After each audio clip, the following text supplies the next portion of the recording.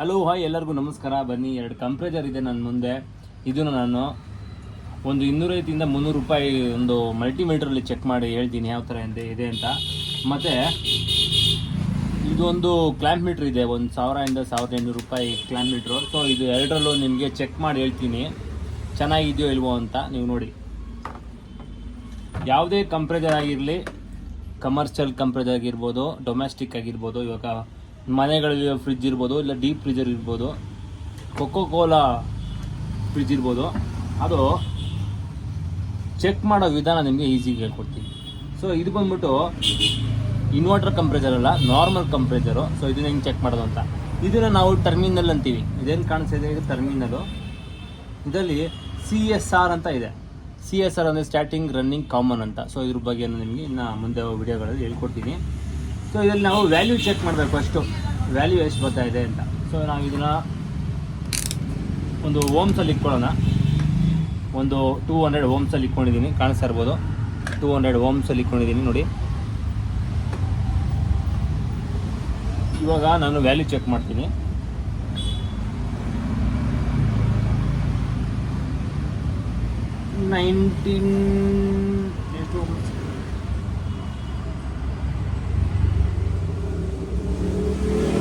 $18 ಬರ್ತಾ ಇದೆ Ohm's ಅನ್ಕೊಳ್ಳೋಣ. Okay, ಇದು ನೋಡೋಣ. 21 ಓಮ್ಸ್ ಬರ್ತಾ ಇದೆ. ಇದಕ್ಕೂ 6 ಓಮ್ಸ್ ಬರ್ತಾ ಇದೆ. ಸೊ ಓಮ್ಸ್ ಬರ್ತಾ ಇದೆ, ಅದು ನಾವೇನು ಹೇಳ್ತೀನಿ. ಫಸ್ಟ್ ನೆಕ್ಸ್ಟ್ ಬಾಡಿಗೆ ಏನಾದ್ರು ಸ್ಟಾರ್ಟ್ ಆಗಿದೆ ನೋಡೋಣ. ಬಾಡಿನೂ ಸ್ಟಾರ್ಟ್ ಆಗಿದೆ ನೋಡಿ. ವ್ಯಾಲ್ಯೂ ತೋರಿಸ್ಲೇಬಾರ್ದು. ಇದು ಟರ್ಮಿನಲ್ ಇಟ್ಕೊಂಡು ನಾವು ಬಾಡಿ ಟಚ್ ಮಾಡಿದ್ರೆ ಒಂದು ಚೂರು ವ್ಯಾಲ್ಯೂ ಬರಬಾರ್ದು. ಓಕೆನಾ, ಕಂಟಿನ್ಯೂಟಿನೂ ಬರಬಾರ್ದು. ಕಂಟಿನ್ಯೂಟಿ ಬರುತ್ತೆ ಚೆಕ್ ಮಾಡೋಣ ಅಂತ ಹೇಳ್ರಿ.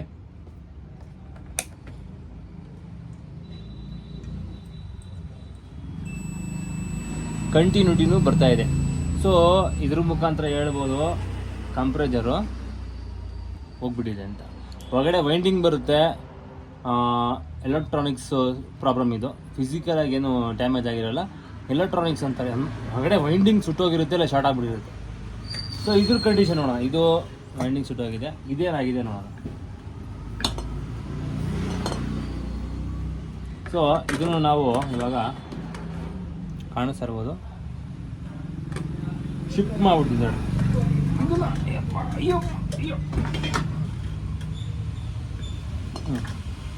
ಕಾಣಿಸ್ತಿದೆಯಲ್ಲ. ಸೊ ಇದು ಕಂಟಿನ್ಯೂಟಿಲಿ ಇಟ್ಕೊಂಡಿದ್ದೀನಿ. ಚೆಕ್ ಮಾಡೋಣ ವ್ಯಾಲ್ಯೂ ಬರ್ತಾ ಇದೆ ಅಲ್ವ ಅಂತ. ಓಕೆ, 7 ಓಮ್ಸ್ ಬರ್ತಾ ಇದೆ. ನೋಡಿರಿ, ಓಮ್ಸಲ್ಲಿ ಚೆಕ್ ಮಾಡೋಣ.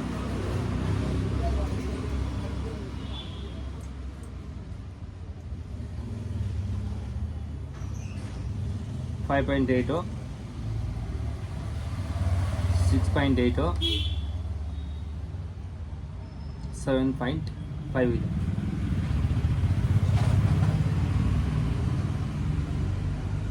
ಸೊ ಇದಕ್ಕೆ ಬಾಡಿ ಚೆಕ್ ಮಾಡೋಣ.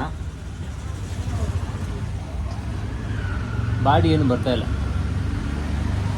ಅಂದರೆ ವೈಂಡಿಂಗ್ ಚೆನ್ನಾಗಿದೆ ಅಂತ ಅರ್ಥ.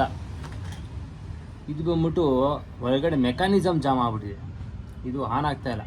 ತೋರಿಸಿ ನೋಡಿ ಇವಾಗ. ಇದು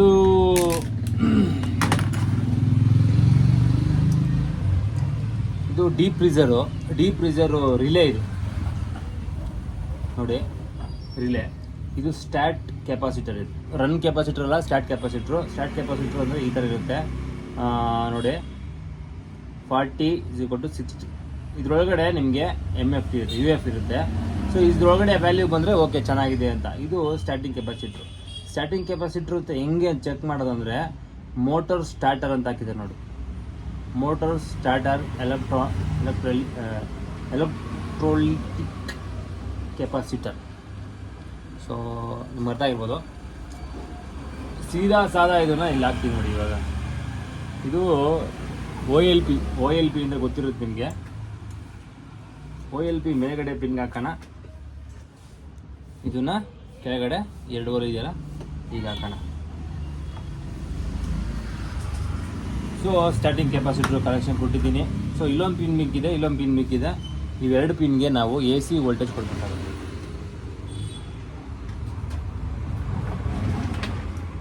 ನಾನು ಈ ಥರ 2 ಪಿನ್ ಇಟ್ಕೊಂಡಿದ್ದೀನಿ. ಇದು ಆನ್ ಮಾಡಿಲ್ಲ. ಇವಾಗ ನಾನು ಇಲ್ಲೊಂದು ಪಿನ್ ಹಾಕ್ತೀನಿ, ಇಲ್ಲಿ ಒಂದು ಹಾಕ್ತೀನಿ.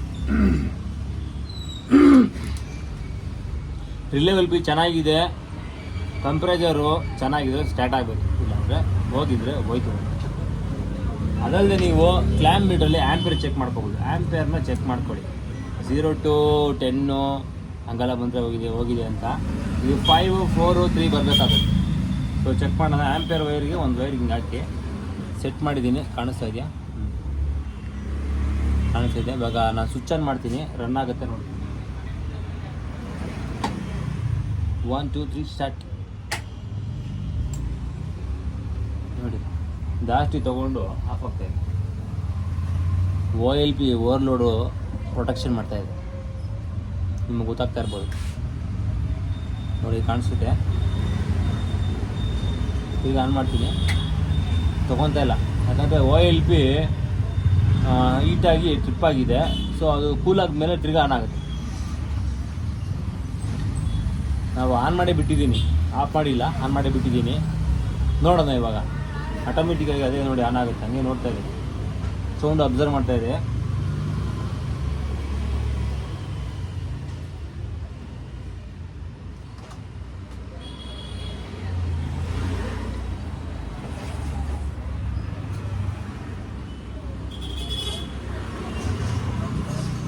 ಆ OLP ಕೂಲ್ ಆದಮೇಲೆ ಆನ್ ಆಗುತ್ತೆ. ಒಂದು ತಾಳ್ಮೆಯಿಂದ ಯಾರು ನಿಮ್ಗೆ ಹೇಳ್ಕೊಡಲ್ಲ, ಕಲ್ತ್ಕೊಳ್ಳೋ ಚಾನ್ಸ್ ಸಿಕ್ಕಿದೆ, ಕಲ್ತ್ಕೊಂಬಿಡಿ ನೋಡಿ. 10 ಆಂಪೇರ್ ತೊಗೊಂಡು ತಿರ್ಗಾ, ಯಾಕಂದರೆ ಸ್ಟಾರ್ಟ್ ಆಗ್ತಾ ಇಲ್ಲ. ಇದು ಒಳಗಡೆ ಕಂಪ್ರೆಸರಲ್ಲಿ ಮೆಕ್ಯಾನಿಸಮ್ ಬಂದಿದೆ, ಅದು ಸೀಸ್ ಆಗಿಬಿಟ್ಟಿದೆ. ಇವಾಗ 2 ವೀಲರ್ಗಳಲ್ಲಿ ಹೆಂಗೆ ಬೋರು ಪಿಸ್ತಿನ್ ಬರುತ್ತೆ, ಅದೇ ಥರ ಪಂಪಿಂಗ್ ಥರ ಒಂದು ಬೋರು ಪಿಸ್ತಿನ್ ಬರುತ್ತೆ. ಅದರೊಳಗಡೆ ಏನೋ ಒಂದು ಸೀಸ್ ಆಗಿರುತ್ತೆ. ಓವರ್ ಹೀಟ್ ಆಗಿಬಿಟ್ಟು ಇಲ್ಲ ಲೈಫ್ ಅಷ್ಟೇ ಇರುತ್ತೆ, ಇಲ್ಲಾಂದರೆ ಆಯಿಲ್ ಕಡಿಮೆ ಆಗಿಬಿಟ್ಟು ಆಯಿಲ್ ಸ್ಪಾಯಿಲ್ ಆಗಿಬಿಟ್ಟು. ಸೊ ಇದೆಲ್ಲ ಏನು ಮಾಡೋಕ್ಕಾಗಲ್ಲ. ಇದನ್ನು ಈ ಸರೌಂಡಿಂಗ್ ಕಟ್ ಮಾಡಿ ಒಳಗಡೆ ತೆಗೆದು ರೆಡಿ ಮಾಡೋವಂಥ ಇಂಟೆಲಿಜೆಂಟ್ ಇದ್ದಾರೆ, ಬಟ್ ನಮ್ಮ ನಿಯರ್ ಬೈ ಯಾರೂ ಇಲ್ಲ. ಸೊ ಅದರಿಂದ ಇದು ಪ್ರೆಸೆಂಟಾಗಿ ಯಾರೂ ರೆಡಿ ಮಾಡೋಕ್ಕಾಗೋದಿಲ್ಲ. ಸೊ ಈ ವಿಡಿಯೋ ನೋಡ್ತಾದ್ರಲ್ಲಿ ಯಾರು ಇದನ್ನು ಕಟ್ ಮಾಡಿ ಒಳಗಡೆ ರೆಡಿ ಮಾಡೋವಂಥ ಟೆಕ್ನಿಷಿಯನ್ಸು, ಇಂಜಿನಿಯರ್ಸು, ಇಲ್ಲ ನಮ್ಮ ಹುಡುಗರುಗಳು ಯಾರು ಇದ್ದರೆ ಹೇಳಿ. ನಮ್ಮ ಹತ್ರ ಒಂದಷ್ಟು ಕಂಪ್ರೆಸರ್ ಇದೆ. ಇಲ್ಲಾಂದರೆ ಇದು 4000 ಆಗಿಬಿಡುತ್ತೆ ಕಂಪ್ರೆಸರ್ಗಳು.